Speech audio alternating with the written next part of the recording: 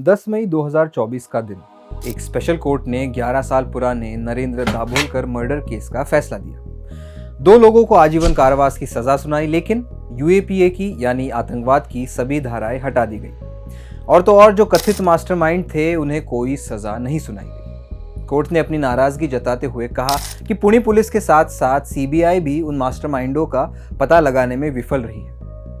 Court ने police को आत्मचिंतन करने की सलाह दी और संदेह भी जताया कि क्या पुलिस का निष्क्रिय रहना कहीं मास्टरमाइंड को बचाने की कोशिश तो नहीं थी।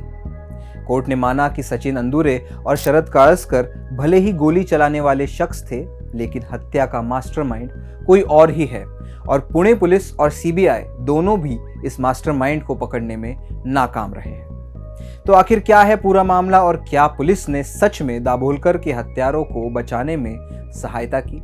आइए समझते हैं। नमस्कार, मेरा नाम है ज़ीशान कास्कर और आप देख रहे हैं स्पॉटलाइट।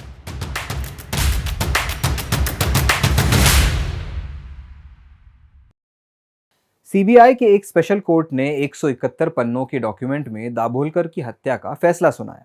इस 171 पन्नों में कोर्ट ने आरोपी तो तय कर दिए, लेकिन साथ ही पुणे पुलिस और सीबीआई पर भी कई सवालिया निशान पेश किए। डॉक्टर नरेंद्र दाभोलकर अंधश्रद्धा निर्मूलन समिति का काम करते थे। 2013 में उनकी हत्या हुई थी, लेकिन 2018 तक उनके हत्यारों को पकड़ा ही नहीं गया था। एक दिन दहाड़े हुए कत्ल के कातिलों को पकड़ने में इतना वक्त लगना ही अपने आप में एक चौंकाने वाली बात थी। लेकिन कर्नाटका की पुलिस ने गौरी लंकेश के खून की तहकीकात के दौरान सचिन अंदुरे और शरद काळस्कर को पकड़ा था। इन्हीं 2 व्यक्तियों ने दाभोलकर पर गोलियां चलाई, ऐसा कोर्ट ने अपने फैसले में सुनाया। लेकिन क्या यही 2 व्यक्ति इतना बड़ा काम कर सकते थे? अब यहां आता है सबसे चौंकाने वाला हिस्सा। केस का सारांश अगर समझाना हो तो मैं कहूंगा कि असली मास्टरमाइंड के खिलाफ बयान तो है, लेकिन सबूत नहीं है। इस केस के 2 आरोपियों के अलावा यानी शरद काळस्कर और सचिन अंदुरे के अलावा 3 और आरोपी थे जिन्हें कोर्ट ने बरी किया। ये लोग थे डॉक्टर वीरेंद्र सिंह शरद चंद्र तावड़े, लॉयर संजीव पुनालेकर और विक्रम विनय भावे। इन तीनों को बरी करते समय जज प्रभाकर जाधव ने साफ किया कि उन्हें इसलिए नहीं छोड़ा जा रहा कि दाभोलकर के मर्डर में इन तीनों का हाथ नहीं है, बल्कि इसलिए छोड़ा जा रहा है क्योंकि पहले पुणे पुलिस और फिर सीबीआई दोनों अपने अपने लेवल पर इनके खिलाफ सबूत इकट्ठा करने में विफल रहे। अब इन बाकी आरोपियों पर क्या आरोप थे?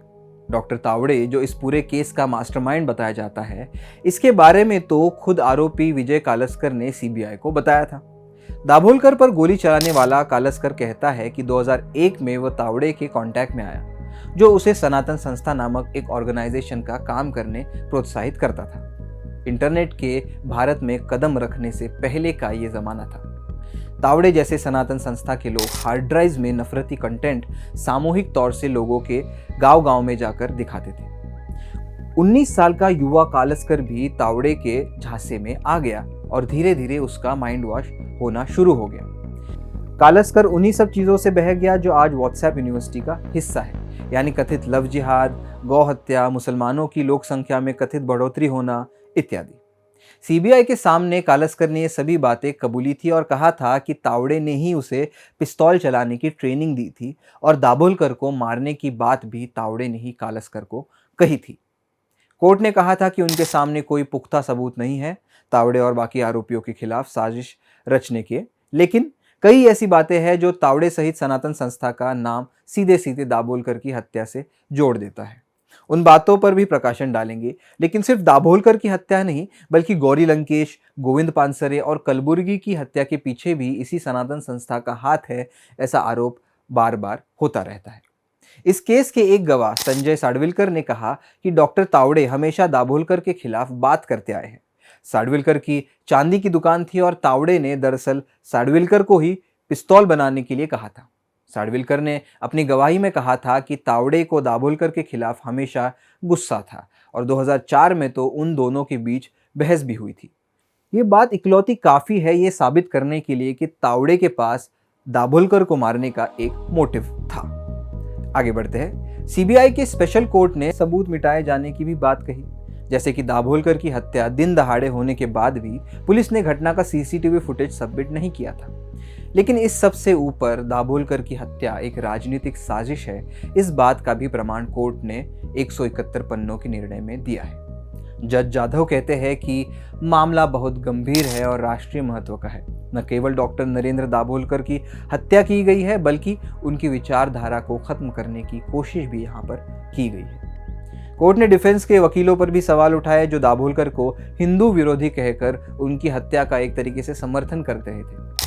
जज प्रभाकर जाधव कहते हैं कि न केवल चश्मदीदों के बयानों से, बल्कि उनके क्रॉस एग्जामिनेशन में दिए गए सुझावों और आरोपियों का बचाव करने वाले अधिवक्ताओं की दलीलों से ये बिल्कुल स्पष्ट है कि सनातन संस्था, हिंदू जनजागृति समिति और सहयोगी हिंदू संगठन दाभोलकर के खिलाफ कटु शत्रुता पाल रहे थे। जिरह में ही यह स्वीकार किया गया है कि आरोपी सनातन संस्था से जुड़े हुए हैं।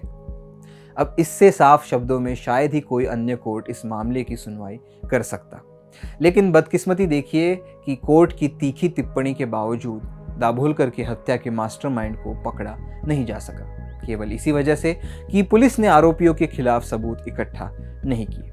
दाभोलकर, पानसरे, लंकेश और कलबुर्गी की हत्या के पीछे जो संस्था बताई जाती है, वो पिछले कुछ वर्षों में और ज़्यादा एक्टिव नजर आई है। सक्रिय राजनीति में भी वो लोग भाग लेते नजर आते हैं। महाराष्ट्र में तो पिछले 2 सालों से इस संस्था ने एक केंद्रित नफरती कैंपेन किया, जिसमें भाजपा के फडणवीस जैसे बड़े नेता शामिल होते नजर आते।